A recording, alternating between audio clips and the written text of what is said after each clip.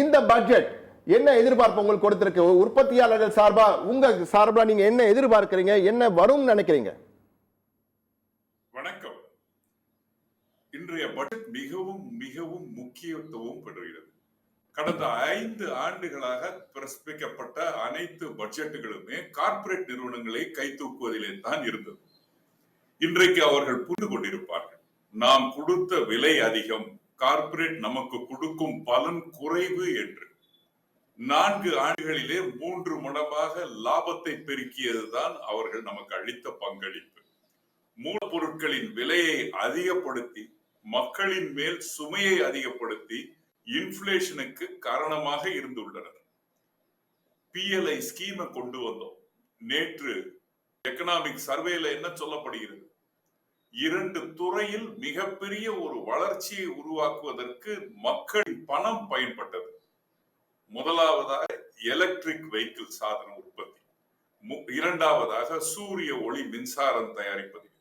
இந்த 2 துறைகளிலுமே டிமாண்டை பெருக்குவதற்கு நாம் சப்சிடியை கொடுத்து, துறை PLI ஸ்கீமை கொடுத்து, ப்ரொடக்ஷன் லிங்க்டு இன்சென்டிவ் கொடுத்து ஒரு மார்க்கெட்டை நம்ம கிரியேட் பண்ணோம்.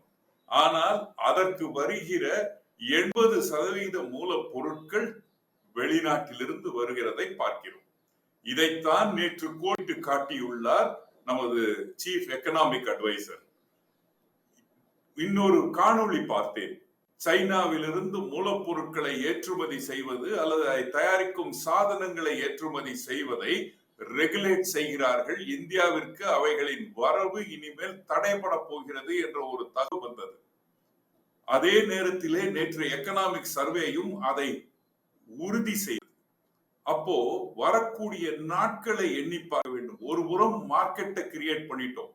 நேற்று ஹிந்து பேப்பர்ல பார்த்திருப்பீங்க, சூரிய ஒளி மின்சாரத்திற்காக 3 கோடி திட்டம் கொண்டு வரப்பட்டதிலே 11% தான் முடித்திருக்கிறோம் என்று.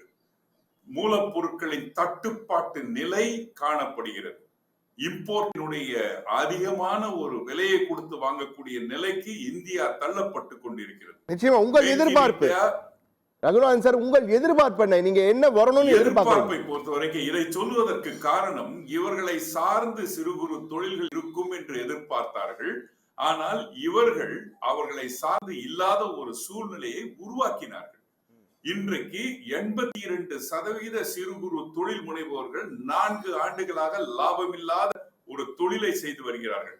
கடன் கிடைப்பது கஷ்டமாகிவிட்டது, அல்லது வாங்கிய கடனை செலுத்துவது கஷ்டமாகிவிட்டது. எந்த விதத்திலுமே இன்றைக்கு தொழில் முனைபவன் ஒரு திருப்தியாக இருக்கக்கூடிய நிலையிலே இல்லை. டாக்ஸ் டெரரிசம் என்று சொல்லப்படுகிறது. ஒருபுறம் நாம் GST கொண்டு வந்த பொழுது சொல்வது என்ன? ஒரு நாடு ஒரு வரி. இப்ப நடப்பது என்ன? ஒரு பொருள் பல வரி. உண்டா இல்லை? மிக தெளிவாக சொன்னீர்கள். ஒரு நாடு ஒரு வரி என்பது ஒரு நாடு பல வரி என்று மாறி இருக்கிறது. டாக்ஸ் டெரரிசம் என்ற ஒரு வார்த்தையும் பயன்படுத்திருக்கீங்க. ஒரு பொருள் பல வரி என்று சொல்லியிருக்கீங்க. சொல்லுங்க, உங்க கருத்துக்கு தொடரலாம். நீங்க 4 விதமான பிரச்சனைகள் சிறு குறு தொழில் முனைவோர்கள் அனுபவித்துக் கொண்டிருக்கிறார்கள். ஒரு புறம் மனித வளம் அவர்களால் ஈட்ட முடியவில்லை.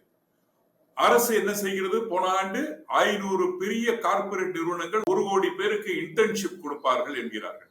அந்த 1 கோடி பேருக்கு யார் வேலை கொடுப்பார்கள்? சிறு குறு தொழில்கள் தானே. 45% வேலையில்லா திண்டாட்டத்திலே இருக்கிறோம். ஒரு புறம் ஆர்டிபிஷியல் இன்டெலிஜென்ஸ் உள்ள வந்துகிட்டு இருக்கு. அதை பற்றிய கவலை இருக்கிறதா?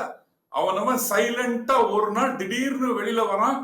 ஒரு $600 பில்லியன் மதிப்புள்ள ஒரு கம்பெனி குறைக்கப்படுகிறது ஒரே நாளிலே.